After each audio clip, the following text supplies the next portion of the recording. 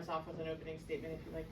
Yeah, what an incredible game. Such a fun game to be a part of from on both sides. I mean, Jacksonville State, solid team that just was really aggressive as well too. So, but it all came down to, you know, dominant pitching, routine defense, and clutch hitting. And extremely proud of our team and our women for staying the course and solving the puzzle there at the end. Questions? Coco, or maybe I'll just call you Miss Regional, Miss May, however you prefer. 3 hits there, and then the game winner there to drive in the game-winning run. Take me through that at bat. I mean, before the at-bat, Coach Bird told me, like, be ready. You're going to be put in the same position that I was in the previous inning or 2 innings ago. So just being prepared to do my assignment, do my job, whatever the team needed of me. Beth, you obviously tied the game up. Take me through that bat there to drive in the run. I want to shout out Kendall first because I'm never put in that situation if she doesn't get on with the double. But I was just sitting that pitch. We came into the game with a plan, and then we flipped it to that pitch, and I didn't swing out at my previous at bat, and I was just looking for that, and I hit the ball. Coach, talk about obviously the pitching staff, clearly well by committee. I thought Tori Payne fantastic there, and then as well as Elkins and then Issa. Just talk about, was that the plan to go by committee? Yeah, I mean, we know that postseason it can get crazy, and you know, all of our pitchers have done very well over the course of the year, and I think if you study us, you're going to study some of those pitchers that maybe threw at the end, and so to steal some innings and outs as much as we can, and you know, put pressure on them. So like, instead of thinking it from a defensive standpoint, we're going to be offensive in the circle. And so in order to do that, you know, making those changes, they can stay offensive with their stuff. Coach, get clarification there in that bottom half of the 8th where CC takes second, originally called out, but then there's conversation. Just take us through that. Yeah, it could be confusing because, so I was going to originally call, because I didn't see the tag, and so I was going to ask to view the tag. But before they view that, they come together, and the first base umpire saw that there was no tag from her view. So she overturned it, and then that's when Jacksonville State wanted to review if she left early or not. Thanks. Anybody on Zoom? Coach, when did you know that you were going to go by committee for this game? You're going to expose me a little bit. No, I mean, we always know that, you know, Issa and Lena have done a really good job for us, and so I just wanted to work backwards towards them. But I think our freshmen needed to get those innings in as well, because this is a tough regional, and there's really good hitters, and they're going to have to see different matchups. So we've been preparing for it all week, but made the final decision when I wrote the lineup today, 30 minutes before. Coach, could you talk about their freshman pitcher and just kind of the way she worked, especially in the high leverage at bats? Yeah, well, tough as nails. I mean, kudos to her. She did an amazing job. I might be biased, but our lineup is very, very lethal.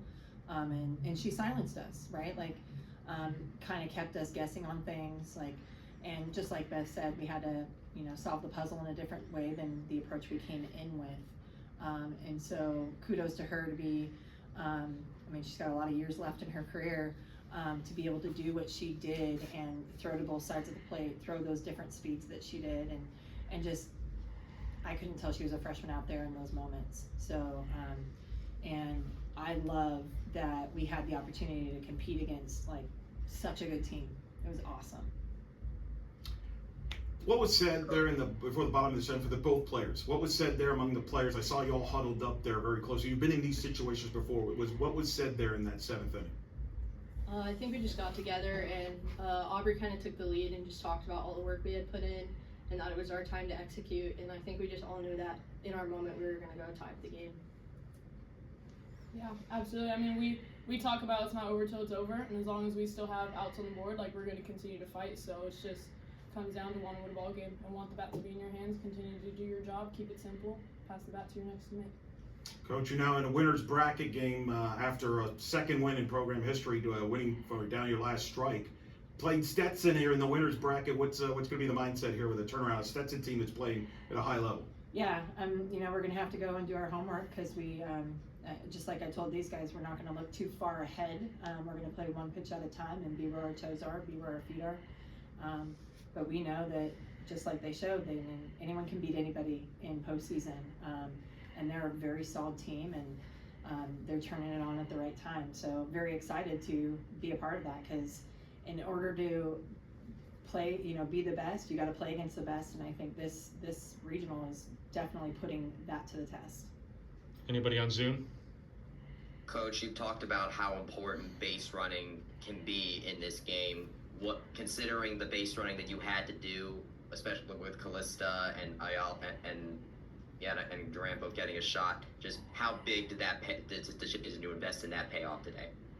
Yeah, I mean, the timing, it just worked out. It's something we've been practicing, just as these guys have been practicing their moments and their assignments. Callista's been really working on getting good jumps, reading the ball, and ready for that moment. And then, the game always does this, because you put her back out there in left field afterwards, and the first ball comes to her, and she was ready for it. And so just really proud of her. That job is not easy. You never know when it's going to happen, when you're going to get called. And she was ready for her moment and her assignment.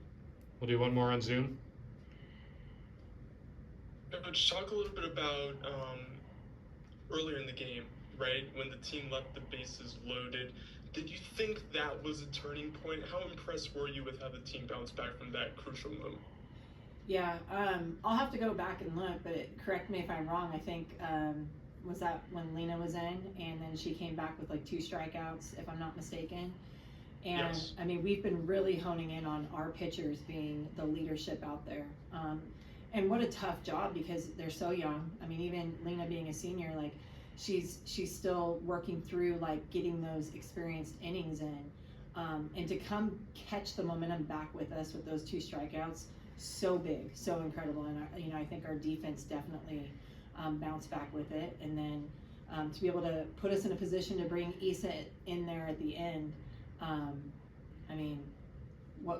it's just, I want to say it's exactly how we wrote it up, but my gray hairs would probably tell me a little differently. So, but again, to be able to perform under that type of pressure and look as calm as they did, I think it just goes back to our preparation, and the evidence is in that.